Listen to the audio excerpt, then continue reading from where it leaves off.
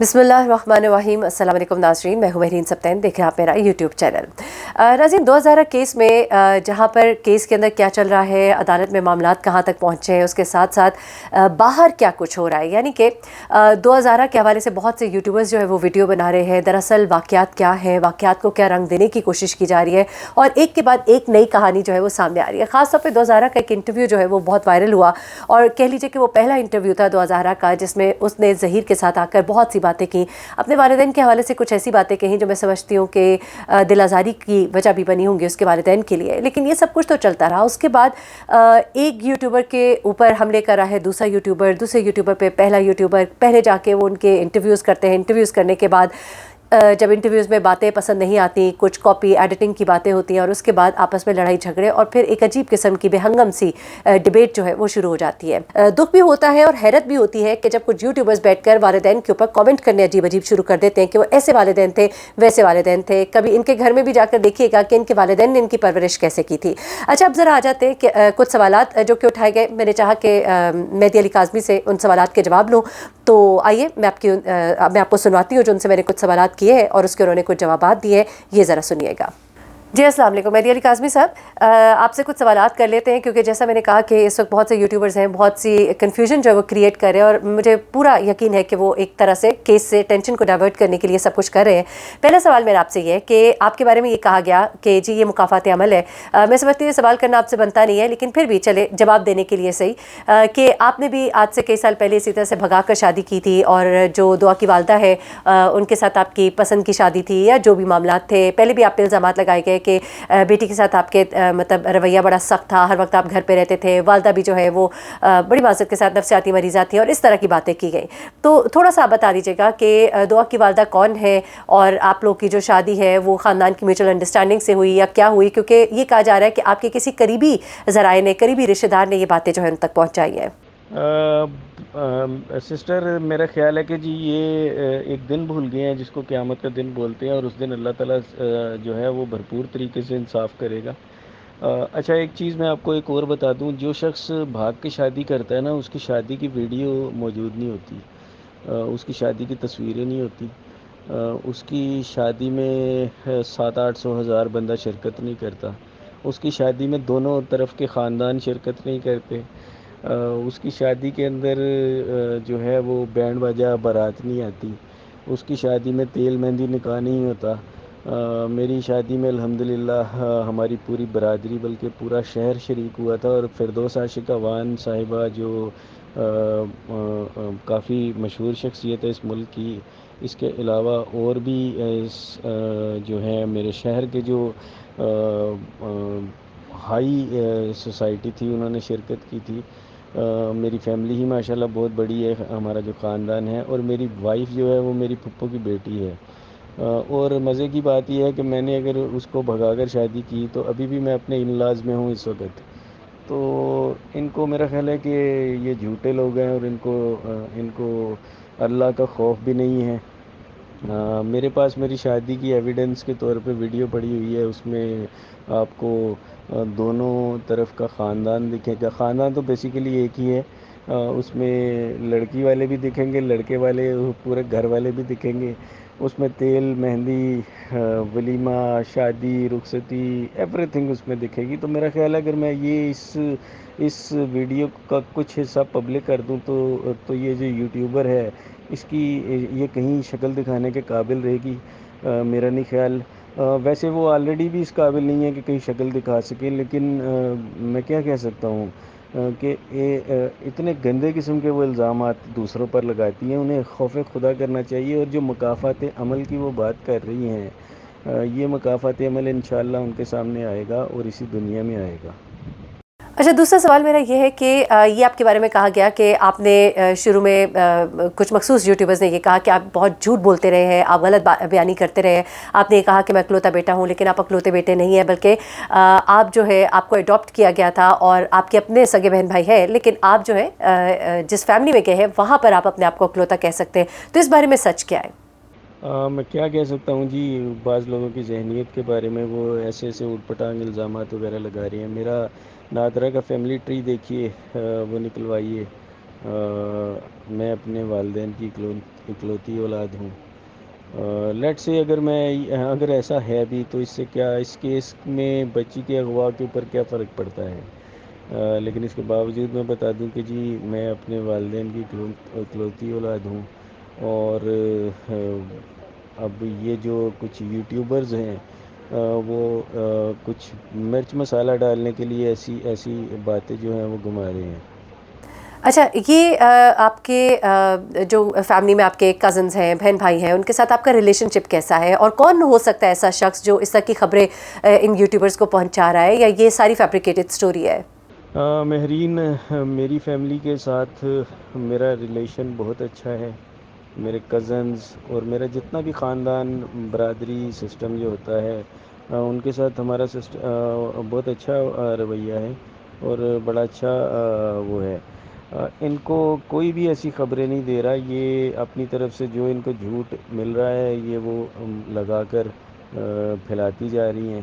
کیونکہ میرا خیال ہے کہ انہوں نے سب سے سستی چیز یہ ہوتی ہے آج کے دور میں ویوز لینے کے لیے آپ کسی کی کریکٹر اسیسینیشن یا ایسی چیزیں کی جاتی ہیں.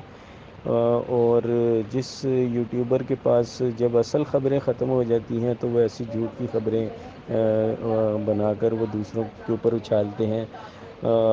میں ایک دفعہ پھر بتا رہا ہوں جی کہ مجھے اس کیس میں تھوڑا سا فارغ ہونے دیجیے. اس کے بعد ہم توپوں کا رخ ان کی طرف ضرور کریں گے.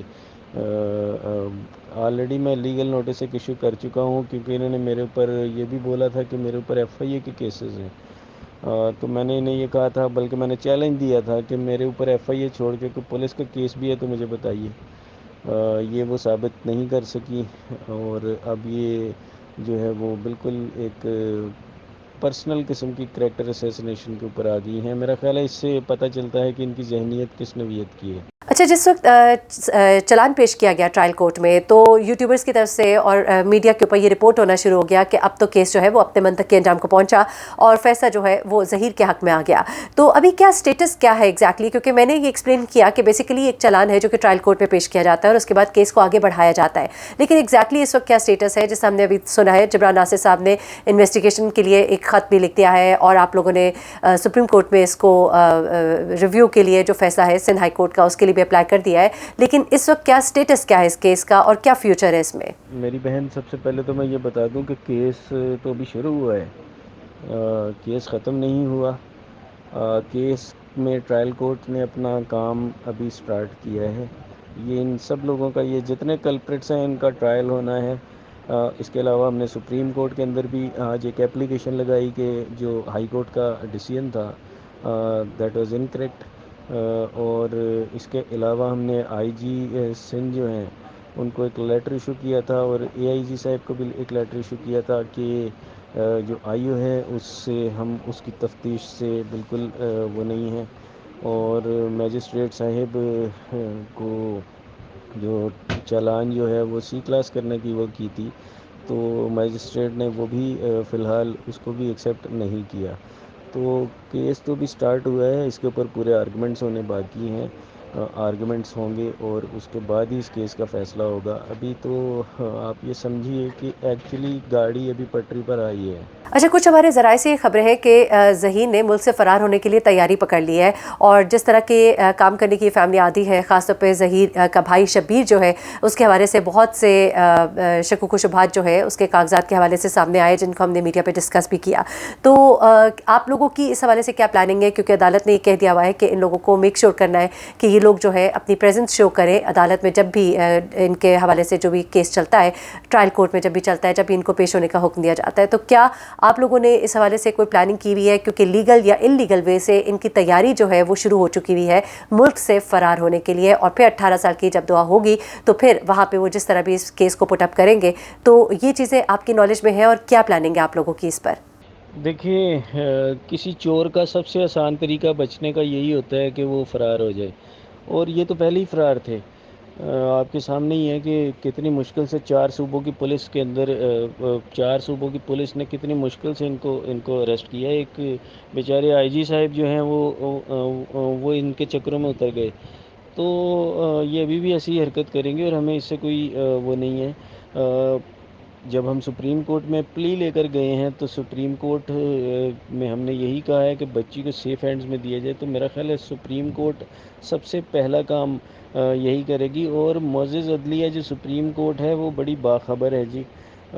میرا خیال سے اگر کوئی شخص ان کے لیے پیپرز تیار کرنے کی کوشش کر رہا ہے تو وہ سب سے پہلے سپریم کورٹ جو ہے یہ وہ اس چیز کے اوپر ایکشن لے گی اور بچی کو سیف ہینڈز اور شیلٹر میں ہاؤس میں دے گی، تاکہ بچی جو ہے ان کی گرفت سے باہر نکلے۔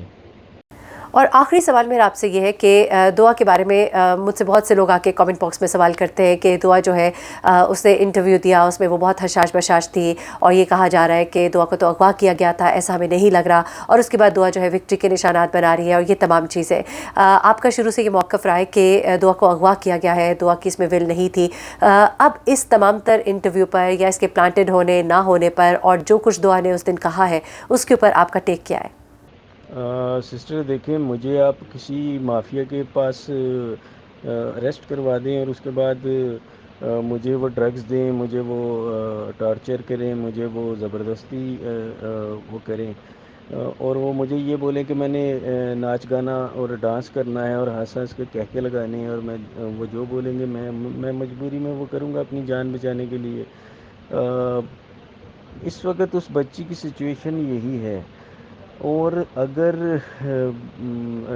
جو ہے وہ اس کو انہوں نے جس بھی طریقے سے وہاں رکھا ہوا ہے، اس بچی کو جب ایک یہ کیوں مجھ سے یا بچی کی والدہ سے اکیلے میں ملاقات نہیں کروائی گئی؟ کیوں ایسا کیا گیا؟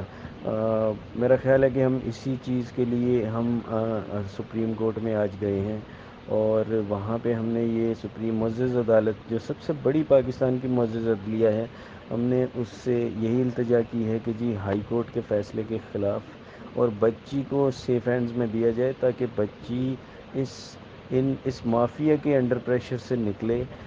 میں جب مافیا بولتا ہوں تو بہت سارے لوگ جو ہیں ان کو تکلیف ہوتی ہے۔ دیکھیں،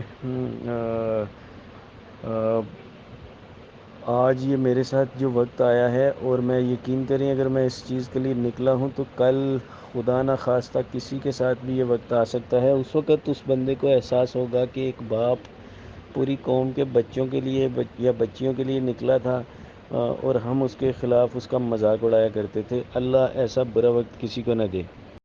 جی ناظرین، آپ نے یہ سنا 2000 کے والد نے کیا کہا، ان سوالات کے کیا جوابات دیے۔ انشاءاللہ مزید خبروں کے ساتھ میں حاضر ہوں گی اور آپ کو مزید بھی اس کے اوپر اپڈیٹ دوں گی۔ میں نے سوچا کہ یہ کچھ سوالات تھے جو آپ لوگ مجھ سے مسلسل کر رہے تھے، جب دوسرے لوگ سوال کرتے ہیں یا کوئی پروگرام کرتے ہیں تو آپ لوگ کے ذہنوں میں بھی بہت سے سوالات اٹھتے ہیں، تو میں نے چاہا کہ کچھ ان کے جوابات جو ہیں ہم دے سکیں۔ ایک چھوٹی سی کوشش تھی، انشاءاللہ اگلے پروگرام میں آپ کے ساتھ حاضر ہوں گی۔ اپنا بہت خیال رکھیے گا، اپنی دعا میں مجھے بھی یاد رکھیے گا۔ اللہ حافظ۔